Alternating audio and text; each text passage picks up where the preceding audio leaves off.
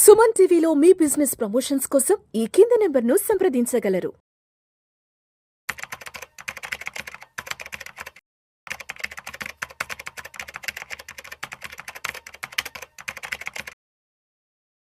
Welcome to Vishnu talks. నేను మీ విష్ణు. ప్రస్తుతం నాతో పాటు NISM and CRISIL certified wealth manager Revanth Chalmala ఉన్నారు. వారితో మాట్లాడదాం. నమస్తే రేవంత్. నమస్తే అండి. Revanth, welcome to Vishnu talks. Thank you. Revanth, gas, petrol, diesel ధరలు విపరీతంగా పెరగబోతున్నాయంటూ కూడా మనకి విపరీతంగా వార్తలు రావడం జరుగుతుంది. ఇవి సరిపోనట్టు మే 1వ తారీఖు నుంచి ATM విత్డ్రాల్స్ మీద కూడా ఛార్జీల భారం మోపనుట్లుగా కూడా ఆల్రెడీ గవర్నమెంట్ ప్రకటించడం జరిగింది. అండ్ అదేవిధంగా వడ్డీ రేట్లకు సంబంధించి కూడా కొంత మార్పులు చేర్పులు కూడా రాబోతున్నాయని కూడా మనకు వార్తలు వస్తున్నాయి. ఏంటి అసలు ఏప్రిల్ మే నుంచి ఏ ధరలు విపరీతంగా పెరగబోతున్నాయి అంటారు? అండ్ పర్టికులర్ గా ఇక్కడ మనం తెలుసుకోవాల్సిన అంశాలు ఏమున్నాయంటారు? సో మనకి ఒక 2 రూపీస్ యావరేజ్ గా ఎక్సైజ్ చార్జెస్ పెంచుతామని చెప్పేసి మనకు ఆయిల్ మినిస్ట్రీ దగ్గర నుంచి ఒక న్యూస్ ఆర్టికల్ అనేది సర్క్యులేట్ అయింది. సో దానికి సంబంధించి ఆల్రెడీ రకరకాల పొలిటికల్ స్టాండ్స్ కూడా చాలా మంది తీసుకున్నారు. సో కాకపోతే ఒక 2 to 3 వీక్స్ వరకు కూడా దీన్ని రివ్యూ చేస్తామని చెప్పేసి అంటున్నారు. సో ఇంతకు ముందు మనకి యావరేజ్ గా ఈ PMUY బెనిఫిషరీస్ అని ఉంటారు, ప్రధానమంత్రి ఉజ్వల యోజన గ్యాస్ కి సంబంధించి అంటే 500 రూపాయలు వాళ్ళకి gas cylinder 14 kgs gas cylinder ఉంటే దానికి అసలు 550 రూపీస్ వరకు తీసుకెళ్తాము అని, నార్మల్ దాన్ని 803 రూపాయల నుంచి 853 రూపాయల వరకు కూడా పెంచుతామని చెప్పేసి కొంత న్యూస్ ఆర్టికల్ అనేది బయటకు వచ్చింది. సో దాన్ని ఇమీడియట్ గా కాకుండా ఒకటి మనకి ఒక 2-3 వారాల పాటు రివ్యూ చేసి దాన్ని బట్టి కూడా రివ్యూ చేస్తామని చూస్తారు, అవి కూడా చూస్తామని చెప్పేసి అంటున్నారు.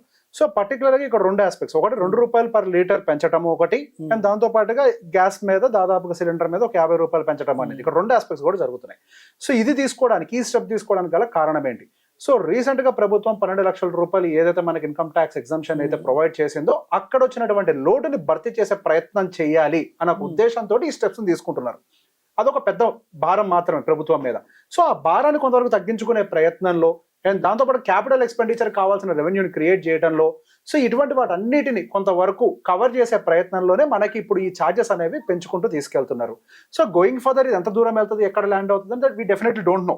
సో అక్కడ ముందుగానే అనుకున్నాం, అక్కడ కొంతవరకు ఛార్జెస్ తగ్గించారు అని అంటే గోయింగ్ ఫర్దర్ వాటిని ఏదో ఒక రూపంలో ప్రభుత్వం దాన్ని కొంతవరకు తీసుకునే ప్రయత్నం చేస్తుంది. ఎందుకు క్యాపిటల్ ఎక్స్పెండిచర్ అనేది ప్రభుత్వం సైడ్ నుంచి కూడా పెడితేనే అది అన్ని కూడా సాఫీగా జరిగే అవకాశాలు ఉంటాయి. సో కొంతవరకు ఈ క్యాపిటల్ ఎక్స్పెండిచర్ ఏదైతే ప్రాబ్లమాటిక్ గా ఉందో దాన్ని మెయింటైన్ చేసే ప్రయత్నమే ఇది. సో ఇప్పుడు రేవంత్, ఇప్పుడు గ్యాస్ డీజిల్ ధరలు పెంచడం అనేది ఇప్పుడు మనకు అంతర్జాతీయంగా క్రూడ్ ఆయిల్ ధరల్లో అక్కడ వచ్చే మార్పులు చేర్పులను బట్టి అక్కడ ధరలు పెరిగితే ఇక్కడ మనకి గ్యాస్ డీజిల్ ధరలు అనేవి తగ్గుతుంటాయి, పెరుగుతుంటాయి. బట్ ఇప్పుడు అంతర్జాతీయంగా క్రూడ్ ఆయిల్ ధరలు కూడా చాలా తగ్గాయి. బట్ అయినా కూడా ఇక్కడ పెంపుదల ఏంటనేది అర్థం కావాలి.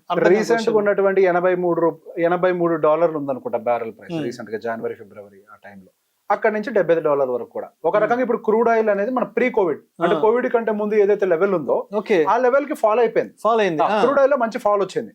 సో క్రూడ్ ఆయిల్ అక్కడ పడ్డప్పటికీ మన దేశంలో మాత్రం కొంతవరకు దాని ఇంపాక్ట్ అయితే కనిపించట్లేదు, అది యాస్టీస్ గా ట్రాన్స్ఫార్మ్ అయితే అవ్వట్లేదు. Maybe as I said before కొంతవరకు దాన్ని ఇట్లా ఎక్సైజ్ చార్జెస్ అని పెంచుకుంటూ దాన్ని అదే ప్రైసెస్ లో మెయింటైన్ చేసే ప్రయత్నం కూడా అయి ఉండొచ్చు. మేబీ కొంతవరకు ఈ క్యాపిటల్ ఎక్స్పెండిచర్ కి ఏదైతే అవసరమైన బడ్జెట్ ఉందో దాన్ని దీని నుంచి తీసుకునే ప్రయత్నం మాత్రమే చేస్తున్నారు. సో ఇమీడియట్ గా అక్కడ ఏదైతే జరుగుతుందో అది మనకి డైరెక్ట్ గా కస్టమర్ కి పాస్ అనే అవకాశాలు అయితే పెద్ద ఎత్తున అయితే కనిపించట్లేదు. ఇది కొంతవరకు స్లోగానే మూవ్ అవుతూ ఉంటది. అండ్ దాంతో పాటు మీరు ఒక మాట అన్నారు ఇంకోటి, మనకి దాదాపుగా debit card swipes, ATM swipes మీద 1వ తారీఖు నుంచి చార్జెస్ పడుతున్నాయి, ATM విత్డ్రాల్స్ మీద కూడా చార్జెస్ పడుతున్నాయి అని అది దాదాపుగా మనకి ఒక $2 వరకు కూడా పెంచారు. ఇప్పటి వరకు 21 రూపాయలు ఉంది. ఇప్పటి వరకు కూడా 21 రూపాయలు ఉంది, దాని ఒక 23 రూపాయల వరకు తీసుకొచ్చారు. సో ఏవైతే ఫ్రీ ట్రాన్సాక్షన్స్ ఉన్నాయో అవైతే అలానే ఉన్నాయి. ఇక్కడ కేవలం వాళ్ళు ఒక రకంగా చెప్పాలంటే ఒక 10% హైక్ అనొచ్చు, దాన్ని 9 to 10% హైక్ అనేది క్రియేట్ చేసుకున్నారు. సో దాన్ని మనం పూర్తిగా తప్పుపట్టడానికి కూడా లేదు. ఇన్ఫ్లేషన్ పార్ట్ ఆఫ్ ఇట్, కొన్ని చార్జెస్ ఏవైతే పెరుగుతుందో దాంతో పాటుగానే పెంచింది కానీ చూడాలి, కానీ అక్కడ ఏదో పెద్ద ఎత్తున భారం మోపేస్తున్నారు అన్నదని అంటే ఐ డోంట్ థింక్ సో. అది భారం కింద మనం పరిగణించాల్సిన అవసరం అయితే లేదు. పార్ట్ అండ్ పార్సల్ ఇన్ఫ్లేషన్ పెరిగే కొద్ది స్కూల్ ఫీజులు, కాలేజ్ ఫీజులు అన్ని ఎట్లయితే పెరుగుతాయో, తిండి వస్తువులు ఎలా అయితే పెరుగుతాయో దాంట్లో భాగం కిందనే మనం కొంతవరకు ఇవి పెరిగాయి అన్నట్టుగానే పరిగణించాలి. కానీ దానివల్ల పెద్ద ఎత్తున సామాన్యుడు చెప్పిన చిలువడుతుంది అంటే అటువంటి కండిషన్ అయితే లేదు. కానీ ఇక్కడ మనకి తగ్గే అంశాలు కొన్ని ఉన్నాయి. ఏంటి? వడ్డీ రేట్లు. మనకు ఆల్రెడీ ఆర్బీఐ దాదాపుగా ఒక 25 బేసిస్ పాయింట్ అంటే 0.25% ఇంట్రెస్ట్ రేట్ కట్ అని ప్రీవియస్ గా ఆల్రెడీ ఇచ్చింది. అండ్ ఏప్రిల్ 9వ తారీఖున మరొక 25 basis points interest rate cut ఉండొచ్చు అని ఒక యాంటిసిపేషన్ అని కూడా ఉంది. సో ఇంట్రెస్ట్ రేట్ కట్ గనక జరిగినట్లయితే డెఫినెట్ గా పెద్ద మొత్తంలో మాత్రం ఈఎంఐస్ లో చేంజెస్ తీసుకొచ్చే అవకాశాలు అయితే ఉన్నాయి. పర్టికులర్ లాంగ్ టర్మ్ ఈఎంఐస్ కావచ్చు, ఇవేమైనా కానివ్వండి, ఇవి కొంతవరకు ఇంపాక్ట్ చూపిస్తాయి. అటు హౌసింగ్ లోన్ మీద ఇంపాక్ట్ చూపిస్తుంది అండ్ వెహికల్ లోన్ మీద ఇంపాక్ట్ చూపిస్తుంది. ఇట్లా వీటన్నిటి మీద కొంతవరకు ఇంపాక్ట్ చూపించే అవకాశాలు ఉన్నాయి.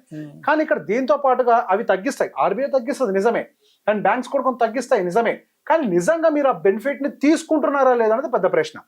రీసెంట్ గా నా దగ్గరకు వచ్చినటువంటి క్లయింట్స్ లో ఈ సమస్యను గమనించాను. అక్కడ కొంతవరకు ఇంట్రెస్ట్ రేట్ కట్ వచ్చినప్పటికీ అది డైరెక్ట్ గా కస్టమర్ కి పాస్ ఆన్ అవ్వలేదు. అది ఇండివిజువల్ గా ఒక్కొక్క ఆర్గనైజేషన్ కు ఉండేటువంటి రూల్స్ మీద డిపెండ్ అయి ఉంటుంది.